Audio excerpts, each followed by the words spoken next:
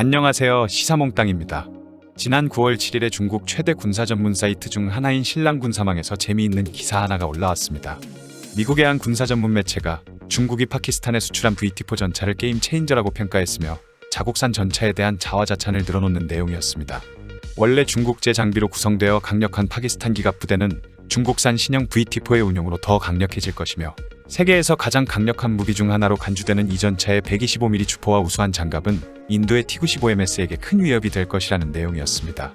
VT4는 중국이 수출 전용으로 설계해 지난 2012년 파리 국제방위산업 전시회에서 처음 공개한 3세대 전차로 MBT-3000이라는 이름으로 알려져 있습니다. 최대 도입국인 파키스탄을 비롯해 태국과 나이지리아가 소량 도입했고 신형 3세대 전차치고는 저렴한 편이며 대당 400에서 500만 달러 수준의 가격이 형성되어 있어 저개발 국가들 사이에서 구매 문의도 많다고 전해지고 있습니다. 이 전차의 바탕은 구형 90식 전차를 기반으로 설계한 MBT-2000이지만 중국은 인민해방군 최강의 전차인 99A형 전차 기술을 접목시켜 VT4 전차의 성능을 크게 끌어올렸습니다. 중국산 125mm 활강포와 자동장전장치, 디지털화된 사격 통제 장치와 터보차저가 사용된 1300마력 디젤 엔진과 복합 장갑, 그리고 폭발 반응 장갑이 적용되어 3세대 전차가 가져야 할 기본적인 조건들은 준수하게 갖추고 있다는 평가를 받고 있습니다. 사실 이 정도의 재원이면 상당히 준수한 편입니다. 우리나라의 K2 흑표 전차를 비롯해 서방 세계의 3에서 3.5세대 전차를 사려면 적어도 700에서 1000만 달러, 비싼 것은 2000만 달러 이상 줘야 합니다. 그런 상황에서 서방 측 3.5세대에 준하는 수준의 성능을 갖고 있으면서 가격은 절반 이하인 VT4는 상당히 매력적인 대안이 될 수 있습니다. VT4는 2019년 태국에 인도된 것을 시작으로 나이지리아와 파키스탄에 연달아 수출이 성사되었습니다. 태국은 원래 우크라이나제 T-84 오플로 댐 전차를 구입하려 했지만 2014년 이후 시작된 우크라이나 위기로 인해 납기가 지연되자 대체용으로 VT4를 구매했고 나이지리아는 친중 정권의 1대1로 협력 추진 과정에서 시세보다 비싼 상식밖의 가격으로 중국산 무기를 사들이고 있다는 점을 고려하면 정상적인 의사결정 과정을 거쳐 VT4를 도입했다고 보기 어렵지만 파키스탄은 달랐습니다. 당장 인도와 대치하고 있기 때문입니다. 최근 인도는 노후화된 기갑 전력을 대대적으로 현대화하는 중입니다. T-90S 전차를 1000대나 찍어냈고 여기에 더해 최신형 T-90MS 전차를 464대나 계약했습니다.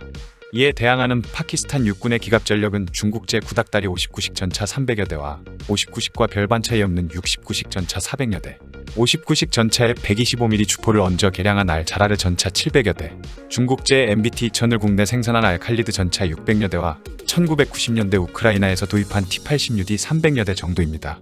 파키스탄군이 기존에 보유한 전차 가운데 인도군의 최신형 T-90MS와 상대할 수 있는 전차는 전무했습니다. T-90MS는 차세대 전차로 개발된 T-14 아르마타가 사실상 실패작으로 평가됨에 따라 러시아가 자국군의 차기 주력 전차로 작심하고 만든 고성능 전차였고 인도군의 계약한 버전은 그야말로 풀옵션 버전이었기 때문입니다. 이 때문에 파키스탄은 인도가 러시아와 T-90MS 도입 협상을 벌이던 2017년에 급하게 신형 전차 도입 사업에 착수했고 우크라이나의 T-84 오플로셈 전차와 중국제 VT4 전차를 비교 검토한 끝에 2019년 VT4를 차세대 전차로 선정했다고 발표했습니다. 파키스탄이 발주한 VT4는 8억 5,900만 달러에 176대이고 옵션으로 120대를 걸었습니다. 대당 약 490만 달러 수준의 이 계약은 3년 전 태국이 계약한 대당 530만 달러보다 저렴했습니다. 중국은 계약 직후 양산에 착수해 2020년 4월에 최초 양산분이 출고되어 열차편으로 파키스탄으로 인도되기 시작해 현재 수십여 대를 인수한 것으로 알려졌습니다. 하지만 파키스탄이 VT4 전차를 도입하기 시작한 지 1년이 지난 시점인 지난 5월에 우크라이나에서 놀라운 뉴스가 흘러나오기 시작했습니다. 우크라이나를 방문한 카라르 자베드 바즈와 파키스탄 육군 참모 총장이 우크라이나제 T-84 오플로셈 전차와 스키프 대전차 미사일 도입 이사를 타진했다는 것이었습니다. T-84 오플롯 M 전차는 중국제 VT4 전차를, 스키프 대전차 미사일은 중국제 HJ-8 대전차 미사일을 대신하는 모델이었습니다. 이와 관련해 지난 2일에 인도 보도 전문 채널 아시아뉴스 에이블은 파키스탄이 가장 친밀한 우방인 중국을 배신하고 중국과 체결한 10억 달러 규모의 전차 조달 계약을 파기할 수 있다라고 보도했습니다. 파키스탄은 중국제 VT4 전차를 인수하고 몇 달 지나지 않아 곧바로 우크라이나와 접촉했고 이미 지난해 하반기에 파키스탄에서 T-84 오플로셈 전차의 시험평가까지 마쳤다는 소식도 전해졌습니다. 중국이 자랑하는 최신의 고성능 전차를 도입하자마자 곧바로 계약 파기를 검토하며 대체품 평가까지 마쳤다는 것입니다. 매체에 따르면 파키스탄이 원했던 신형 전차는 러시아의 T-90MS 전차였습니다. 그러나 인도가 막대한 물량으로 러시아와 계약을 선점해버리자 러시아는 파키스탄의 T-90MS 판매를 불허했고 대안으로 검토하던 T-84 오플롯M은 먼저 주문한 태국에서 납기 지연이 발생하는 것을 보며 파키스탄은 3순위였던 중국제 VT-4 전차를 어쩔 수 없이 계약한 것입니다. 즉, 애초에 중국제 VT-4사 전차는 파키스탄이 원하던 전차가 아니었던 것입니다. 파키스탄은 신형 전차가 급하게 필요했던 상황에서 중국제 전차를 구매하기는 했지만 VT-4 전차는 파키스탄 육군의 작전 요구 성능에 부합하지 못하는 성능 미달의 차량이었습니다. 이 전차의 주포는 중국군 최강의 전차인 99A와 동일한 GPT-98 125mm 활강포입니다. 이 주포는 우크라이나에서 빼돌린 구소련 EA-46M 활강포 기술을 이용해 불법 복제한 모델로 중국의 부족한 기술력 때문에 원판보다 성능이 떨어진다는 평가를 받아왔습니다. 실제로 이 전차로는 중국 관영 CCTV에서 발표한 자료에서조차 그 위력이 상당히 떨어지는 것으로 나타나고 있습니다.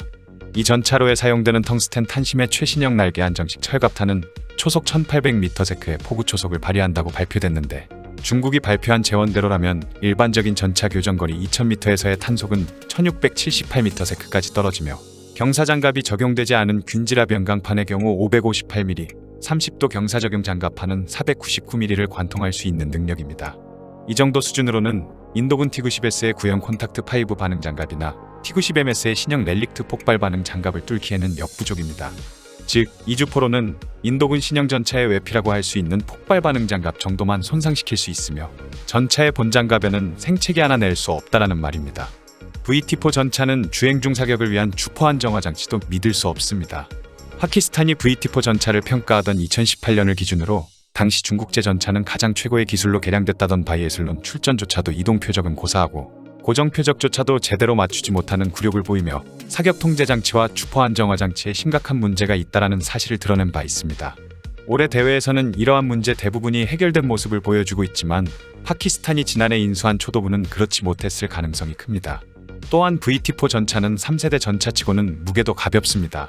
최근 급격히 향상되고 있는 대전차 무기의 성능 때문에 서방 측 전차 대부분은 방어력 강화를 위해 이미 60톤을 넘어서기 시작했고 일부 전차는 70톤에 육박하고 있습니다.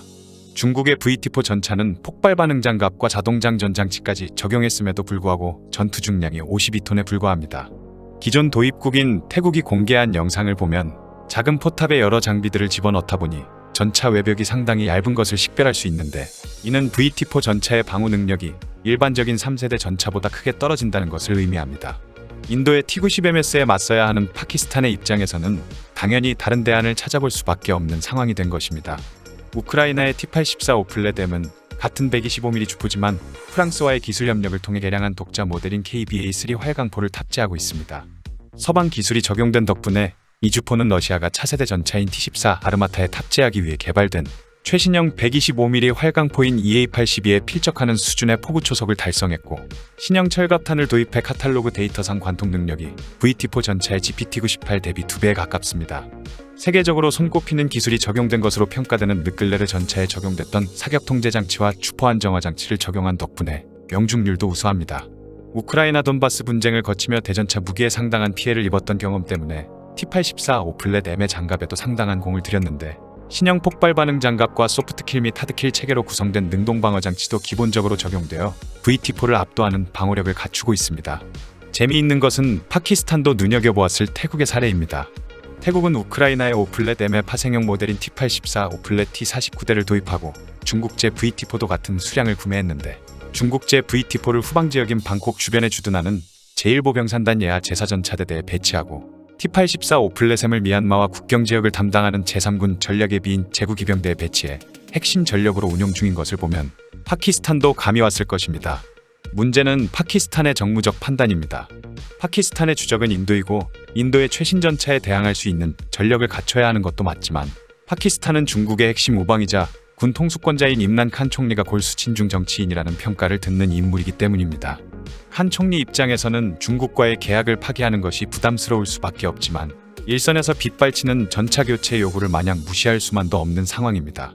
과연 파키스탄 정부는 중국과의 의리와 안보 중 어떤 선택을 할지 주목됩니다. 이상 시사몽땅이었습니다.